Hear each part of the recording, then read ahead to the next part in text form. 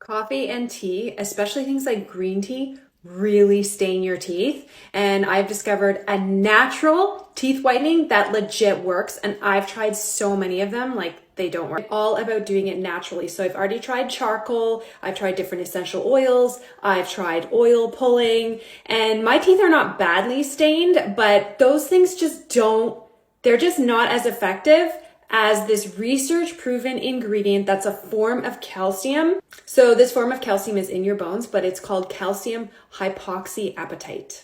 By the way, I may be totally pronouncing that incorrectly. So here is the ingredient to look for here. So when I started using this toothpaste, I would say within 3 days, my teeth looked whiter. Pretty white, right?